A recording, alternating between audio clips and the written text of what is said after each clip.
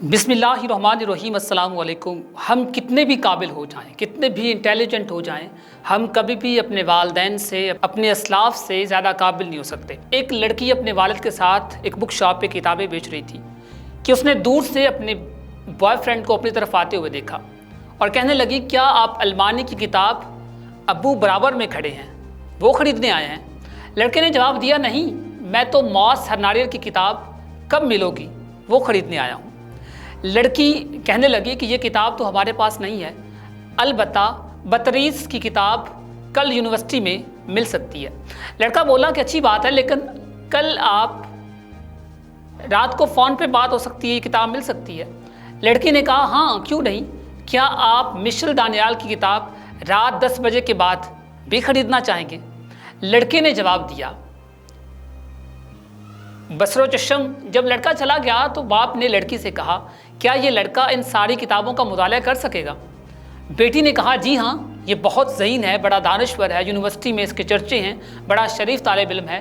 تو والد صاحب کہنے لگے، اچھی بات ہے، لیکن بیٹی میرے پاس تم دونوں کے لیے کتابیں ہیں، یہ کتابیں تم دونوں کو ضرور پڑھنی چاہیے۔ ایک ہولندی فرانتک کی کتاب میں بے وقوف نہیں ہوں، سب کچھ سمجھ گیا ہوں، اور دوسری روسی بورس ہینری کی کتاب کل اپنے چچا زاد کے ساتھ شادی کے لیے تیار رہیے گا، یہ کتاب تم دونوں کو ضرور پڑھنی چاہیے۔ ہم لوگ کبھی کبھی اپنی تعلیم کی وجہ سے، اپنی ایجوکیشن کی وجہ سے، یا پھر اس دور میں موجود ہونے کی وجہ سے ہم چالاکیاں دکھاتے ہیں، اپنے اقارب کو، اپنے انسیسٹرز کو، اپنے والدین کو ہم چیٹ کرنے کی کوشش کرتے ہیں۔ یقین کیجئے ہم کبھی بھی انہیں چیٹ نہیں کر سکتے۔ ویسے تو یہ عربی زبان کا ایک لطیفہ تھا جو میں نے آپ کو سنایا، لیکن یقین کیجئے آپ کبھی بھی اپنے بڑوں سے قابل نہیں ہو سکتے۔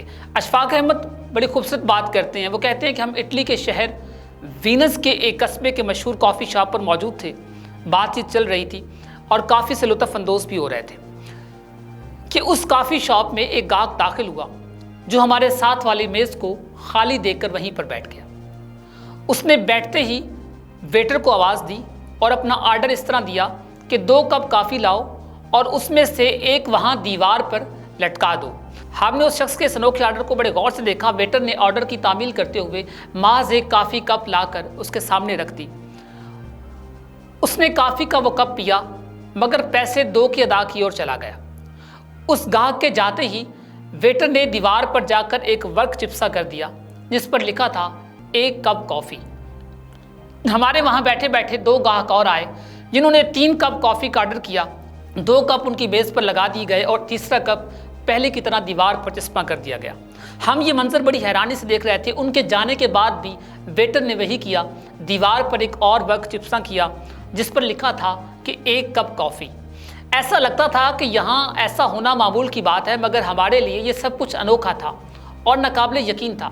کچھ دیر کے بعد ایک شخص کافی شاپ میں داخل ہوا جس کے کپڑے پھٹے ہوئے تھے۔ اس کی حیثیت سے کہیں بھی نہیں لگتا تھا کہ یہ شخص یہاں پر بیٹھ کر کھانا کھا سکتا ہے۔ غربت اس کو چاروں طرف سے گھیرے ہوئے تھی، اس کے وجود سے عیاں تھی۔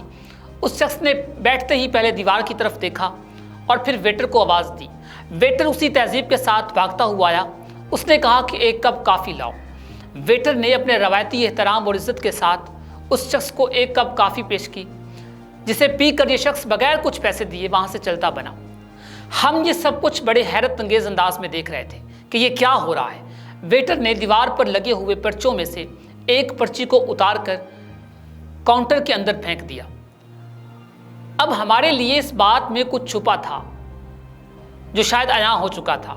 سارا معاملہ ہماری آنکھوں کے سامنے رونما ہو رہا تھا۔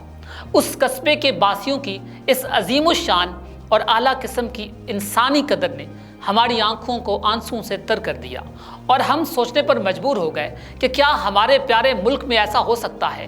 کیا ہمارے ملک کے اندر بھی ایسی سچویشن آ سکتی ہے کہ کسی ہوٹل پر ایسے اس روایت کو قائم کیا جائے؟ وہاں پر کسی عالم دین نے کوئی واعظ نہیں کیا تھا، وہاں پر کسی نے قرآن کی آیت نہیں سنائی تھی، ان کے وجود میں، ان کے ضمیر کے اندر انسانیت باقی تھی۔ ہمارے ہاں روز سینکڑوں ہزاروں محفلیں ہوتی ہیں، لیکن اس کے باوجود ہمیں ایسا واقعہ پاکستان میں نہیں ملتا۔ ہرکل بادشاہ مٹی کے بنے سراہی سے پانی پیتا تھا اور لوگ اس پر رش کرتے تھے، لیکن اگر اس کو آپ کے گھر کی فریج کا پانی پیش کر دیا جائے تو وہ کیا سوچے گا؟ اگر قارون کو بتا دیا جائے کہ آپ کی جیب میں رکھا گیا ATM کارڈ اس کے خزانوں کی ان چابیوں سے کہیں زیادہ بہتر ہے جنہیں اس وقت کے طاقتور ترین انسان بھی اٹھانے سے عاجز تھے، تو قارون پر کیا بیتے گی؟ اگر شاہ کسریٰ کو بتا دیا جائے کہ آپ کے گھر کی بیٹھک میں رکھا صوفہ اس کے تخت سے کہیں زیادہ آرام دہ ہے، تو ایک لمحے کے لیے سوچئے کہ وہ کیا سوچے گا، اس کے دل پر کیا بیتے گی۔ اگر کیسرے روم کو بتا دیا جائے کہ اس کے غلام شتر مرغ کے پروں سے، جن سے پنکھے بنا کر وہ اسے ہوا پہنچایا کرتے تھے، آپ کے گھر کے پنکھے اور اے سی کے 1000ویں حصے کے برابر بھی نہیں ہیں، تو ایک لمحے کے لیے سوچئے کہ اسے کیسا لگے گا۔ آپ اپنی خوبصورت کار لے کر ہلاکو خان کے سامنے فراٹے بھرتے ہوئے گزر جائیے۔ کیا اب بھی ہلاکو خان کو اپنے گھوڑوں پر غرور ہوگا؟ کیا اب بھی وہ گھمنڈ کرے گا؟ یقین کیجئے، خلیفہ منصور کے غلام اس کے لیے ٹھنڈے اور گرم پانی کو ملا کر غسل کا اہتمام کرتے تھے۔ وہ اپنے آپ میں پھولا نہیں سماتا تھا۔ اسے کیسا لگے گا اگر وہ آپ کے گھر میں گیزر دیکھ لے؟ جناب، آپ بادشاہوں کی سی راحت میں نہیں، آپ بادشاہوں سے بہتر زندگی گزار رہے ہیں۔ اس وقت کے بادشاہ آپ کی راحت کا سوچ بھی نہیں سکتے، مگر کیا کیجئے، ہم سے جب بھی کوئی ملتا ہے ہم ہمیشہ اپنے نصیب سے نالاں نظر آتے ہیں۔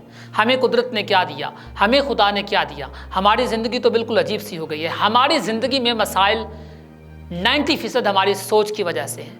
ہم نہ جانے کیا سوچتے رہتے ہیں، ہم ہمیشہ خدا سے ناراض اور نالاں نظر آتے ہیں۔ ہم سمجھتے ہیں کہ خدا صرف ہمیں سے ہی ناراض ہے، خدا نے ہمیں دیا ہی کیا ہے۔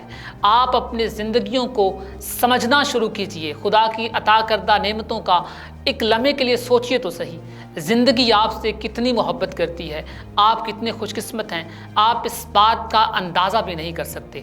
قادر مطلق نے آپ کو بہت باکمال بنایا ہے، آپ کے پاس اس کاتب تقدیر کا دیا ہوا سب کچھ ہے۔